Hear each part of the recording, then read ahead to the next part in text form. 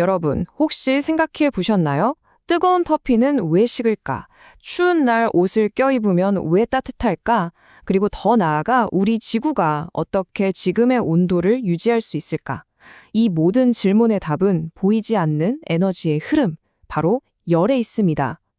오늘 우리는 원자의 미세한 떨림에서부터 지구 전체의 거대한 기후 시스템까지 이 모든 것을 지배하는 열 에너지의 근본 원리를 함께 파헤쳐 보겠습니다. 오늘 우리가 살펴볼 내용은 크게 5가지입니다. 먼저 열이 대체 뭔지 그 개념부터 확실히 잡고요. 이 열이 움직이는 3가지 핵심 법칙을 자세히 들여다볼 겁니다. 그리고 이 원리가 우리 일상의 보온병에 어떻게 적용되는지 본 다음 그 스케일을 지구 전체로 확 키워서 기후변화의 근본적인 물리학까지 탐구해보는 여정이 되겠습니다. 자, 그럼 첫 번째 섹션부터 바로 시작해 볼까요? 열이란 정확히 무엇일까요? 물리학에서 말하는 열은요, 그냥 뜨거운 걸 의미하는 게 아닙니다. 바로 온도 차이 때문에 한 곳에서 다른 곳으로 이동하고 있는 에너지 자체를 말하는 거죠. 중요한 건 이 에너지가 움직이는 방식은 우주에 딱 3가지밖에 없다는 겁니다. 바로 전도, 대류, 그리고 복사. 이 3가지가 모든 에너지 이동을 설명하는 만능 열쇠라고 할 수 있죠. 좋습니다. 그럼 이 3가지 핵심 법칙, 전도, 대류, 복사를 하나씩 제대로 한번 뜯어보죠. 첫 번째는 전도입니다. 뜨거운 냄비 손잡이를 만졌을 때 아 뜨거워 하는 바로 그 현상이죠. 이건 마치 원자들이 서로 어깨를 부딪히면서 옆 원자에게 또 그 옆 원자에게 진동 에너지를 전달하는 원자들의 릴레이 경주 같은 거예요. 수식이 좀 복잡해 보이지만 사실 간단합니다. 열이 얼마나 잘 통하는 물질인지 K, 면적이 넓을수록 A, 그리고 온도 차이가 클수록 열은 더 빨리 전달되고요. 반대로 두께가 두꺼우면 당연히 느려지겠죠. 방금 본 전도의 원리를 거꾸로 이용하면 어떻게 될까요? 바로 단열이 됩니다. 우리가 집 지을 때 쓰는 유리섬유 같은 단열재들은 R값이 굉장히 높아요. 이 R값이라는 건 열 저항값이라고 생각하시면 쉬운데 이 숫자가 높을수록 아까 말한 그 원자들의 릴레이 경주를 아주 효과적으로 방해해서 열이 못 지나가게 꽉 막아주는 거죠. 덕분에 겨울엔 따뜻하고 여름엔 시원한 거고요. 두 번째 주자는 대류입니다. 이건 좀 더 직관적이에요. 공기나 물 같은 유체, 그러니까 물질 자체가 직접 움직이면서 열을 배달해주는 방식입니다. 주전자 속 물이 보글보글 끓을 때 뜨거워진 물은 가벼워져서 위로 올라가고 위에 있던 차가운 물은 무거우니까 아래로 내려오죠. 이게 바로 자연 대류고요. 반대로 자동차 엔진을 식히려고 펌프로 냉각수를 억지로 순환시키는 건 강제 대류라고 부릅니다. 자, 마지막으로 복사입니다. 이게 진짜 특별한 녀석이죠. 전도나 대류와는 다르게 중간에 전달해줄 물질이 아무것도 없는 텅 빈 진공 상태에서도 에너지를 보낼 수 있거든요. 태양의 따스함이 지구까지 오는 방식이 바로 이 복사입니다. 근데 여기서 정말 중요한 건 바로 스테판 볼츠만 법칙인데요. 방출되는 에너지가 절대 온도의 4제곱에 비례한다는 거예요. 이게 무슨 말이냐면 온도가 딱 2배만 높아져도 뿜어져 나오는 에너지는 2의 4제곱, 즉 무려 16배로 뻥튀기가 된다는 뜻입니다. 정말 어마어마하죠? 자, 그럼 잠시 정리하고 넘어갈까요? 이 표를 보시면 한눈에 들어오죠. 전도는 충돌, 대류는 이동, 복사는 전자기파. 그리고 전도와 대류는 매질이 꼭 필요하지만 복사는 그런 거 없이도 에너지를 전달할 수 있다는 거. 이 차이를 기억해 두시면 됩니다. 그럼 우리가 방금 배운 이 3가지 법칙을 아주 영리하게 통제하는 기가 막힌 발명품 하나를 살펴보겠습니다. 우리에게 아주 익숙한 바로 보온병입니다. 보온병이야말로 이 3가지 열 전달 법칙을 막아내기 위한 그야말로 물리학의 결정체라고 할 수 있습니다. 하나씩 볼까요?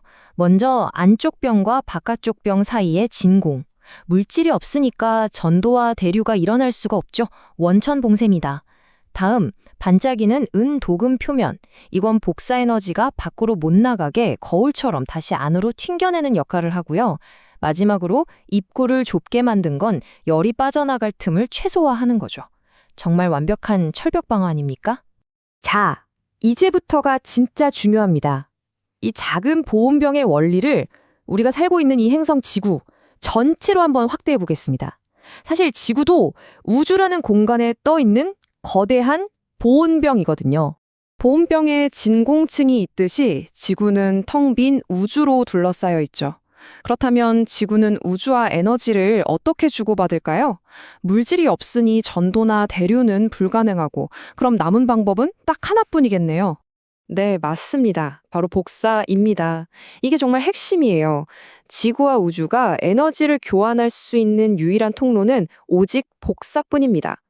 태양으로부터는 주로 가시광선 형태의 복사 에너지가 들어오고 지구는 스스로 식으면서 적외선 형태의 복사 에너지를 우주로 내보내죠.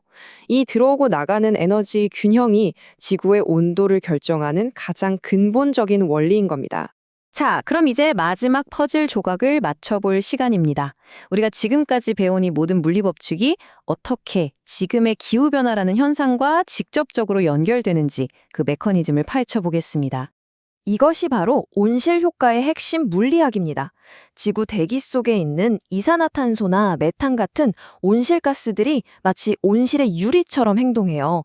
태양에서 오는 짧은 파장의 빛은 대부분 그냥 통과시키는데 지구가 식으면서 내보내는 긴 파장의 열, 즉 적외선은 붙잡아서 다시 땅으로 돌려보냅니다.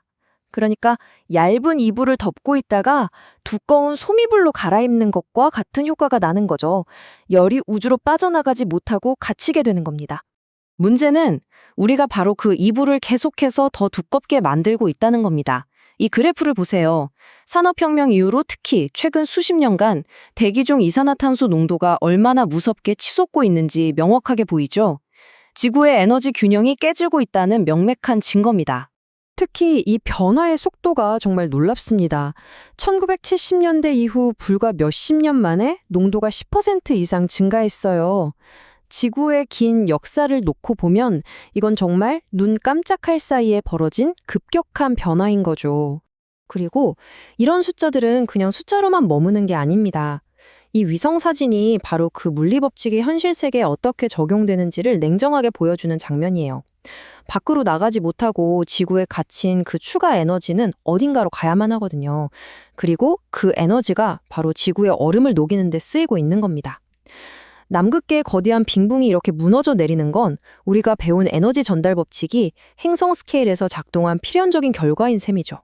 결국 모든 이야기는 하나의 원리로 돌아옵니다. 원자의 작은 진동에서 시작해서 우리가 쓰는 보온병을 거쳐 지구 전체에 이르기까지 에너지는 언제나 예외 없이 물리법칙을 따릅니다.